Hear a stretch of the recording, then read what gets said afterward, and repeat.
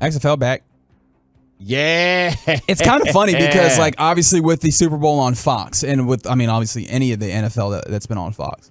If you watch games on Fox, you've been seeing the USFL have their ads on Fox because Fox is their carriage partner. You know, that's right. Fox, all those games will be on Fox. In fact, I believe Fox has a ownership interest in the USFL. And the beautiful part about that is for those folks that are actually interested in spring football, these spring football leagues, that gets them riled up. And then the XFL was always going to swoop in earlier before the USFL started their season and maybe profit off of that. But with that being the case, NFL football is over, but that don't mean that your football experience has to end. The XFL begins this weekend. The XFL! Yes, that's what I said. The XFL begins this weekend. Obviously, like also with like the DFW kind of being the center of it, like everything's been working out of here. But yeah, you got the Arlington Renegades that are kicking off the season with the Vegas Vipers. The only reason I know that is because it is looking directly at me in the face. However, with that being the case, like who's interested in going? Because I have a friend that bought season tickets. He told me that maybe a few weeks ago, 2-3 weeks ago, and I was like, oh, okay. He's like, yeah, real cheap.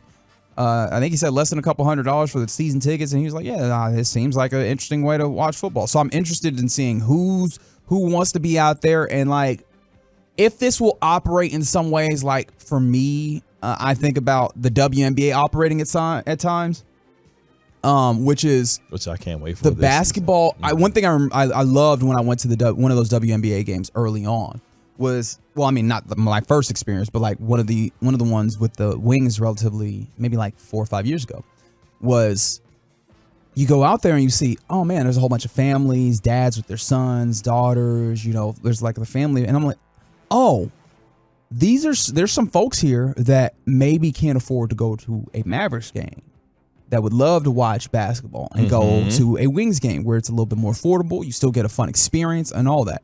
So I wonder if that's going to operate in some ways like that. And I'm also just interested in what the experience is going to be like for folks out there if they will get what they're looking for. So, yeah.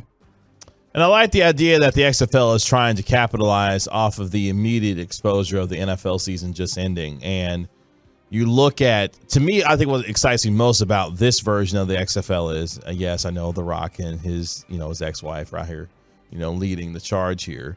But there seems like there's a real credibility this time around with the XFL and the seriousness in which the league is taking itself to not just be another form of entertainment in football, but a real partner to the NFL and the game of football in general, to give players a legitimate opportunity to play, and be able to possibly further their careers maybe down the road. I mean, we saw, several players from the last version of the XFL make it to the National Football League. Hell, PJ Walker was out here playing some decent football at points this year from the Carolina Panthers. Donald Parham, tight end, played some good football. Like, there's been some good players that have come out from the XFL, and there are several names that are going to be a part of this year's or this new version of the XFL that I think will have some interest for people, including Josh Gordon, Ben DiNucci, Vic Beasley, Martavis Bryant, among others, that will have some run with these teams. But the Vegas Vipers start their season at the Arlington Renegades. Choctaw Stadium, baby. On Saturday at 2 o'clock. And that game will be broadcast on ABC and ESPN+. And then in the nightcap, you have the Orlando Guardians at the Houston Roughnecks. That game at 7:30. I believe you mean Runed. That was a very stupid joke. Don't laugh at that. On ESPN and FX. And that's the other part, too. There's a lot of different platforms that these games. Yeah, they've actually managed to garner some pretty big television, carriage deals, which was not entirely the case the first time through. Obviously, you were able to get some coverage there, but it seems like you're getting more this time around. Yes, Turpin was not in the XFL. He's in the USFL. Season 1. My thing about it is, and I remain staunch on this, while I also want to be open to the idea, everybody can enjoy what they want, especially if it's like, if there's a level of access for folks that do not have access to better products. Fact of the matter, though, is, I know a lot of people, especially us Americans, are like, look, man, any level of football I want to watch. That is not the way I kick it personally. I'm not really here for like less than stellar football. And just by the nature of the talent that you were able to attract, it's not going to be an incredible product. Yeah, I think for me, the way I choose to look at it is my level of expectation is at a certain level to where I'm not thinking that this product is going to be anywhere near the level of NFL football. And I think for people who want to see the XFL aspire to some of that, you're watching or looking at it, at least in my mind, through the wrong lens here. This is a developmental league. Minor league football. With players, yes. But some of which have experience and some of which are gaining experience to try and make it to the next level. And in that same way, I am not watching nationally broadcast minor league baseball. Right? I mean, yeah. So that's where I am. And especially because, like, for me personally, I have a wide berth of interest. Where I'm like, I'm not adding lower level professional football. But at the same time, who am I to determine what works for you and what is happiness for you? If that is something that is enjoyable, especially if you can get out there when it's actually nice out and watch the football for the low, more power to you. I really hope you enjoy it. Just understand and know, your boy Reginald probably not be with you. I wish you happiness, though. Vaya con Dios.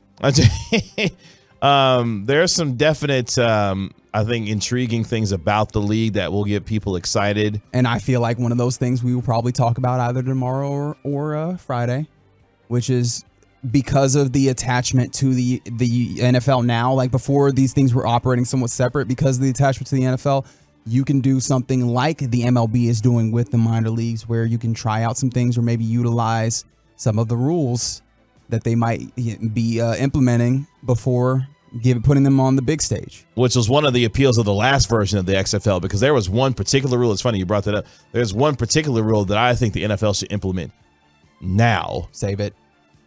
Okay. Yeah, I'm making you hold on to this because I had ideas. Oh, okay. All right, content. Cool. Yeah, no problem. But yeah, and then Sunday you have the St. Louis Battlehawks, who, by the way, during the last version of the XFL, was it Jordan Ta'amu? Their fans were really charged up. Like they had, I think, how many like teams does St. Louis actually have available to them? They got the Blues and the Cardinals. Yeah, that's it. Like, I feel like that's a community that's like, oh, we got a thing to grab onto. Well, it's funny because St. Louis and San Antonio, historically, when the XFL has been around, or the version of the AAF as well, a little bit, but two very good fan bases when it comes to football, especially for St. Louis. I think they had the most attendance in the last version of the XFL, and then San Antonio been dying for a professional team. That's football the thing wise. You have St. Louis, which for a long time sustained an NFL football team, and San Antonio that has constantly been used as the bargaining chip for all the other NFL teams, is somewhere a place that is ready for the opportunity of the football team. In fact, that was the reason why the Alamo Dome was built. Yeah. Right. They have been operating with that Alamo Dome, trying to find uses for it all this time because they built it to try and attract football. So, like, yeah, those are two places that are obviously going to find some level of enjoyment in having a football team in town. And we'll see if Ben DiNucci can actually play, because his Seattle Sea Dragons visit the DC Defenders on Sunday night. When you say actually play, what do you mean? Like, is he capable of completing like real passes in a game? So when you say actually capable of completing real passes in a game, what do you mean? Throwing the football from his hand to another receiver and actually being complete. Because there's still questions on whether or not he can do that. I don't know if he can or not. We'll see. XFL. Let's go. He's so excited.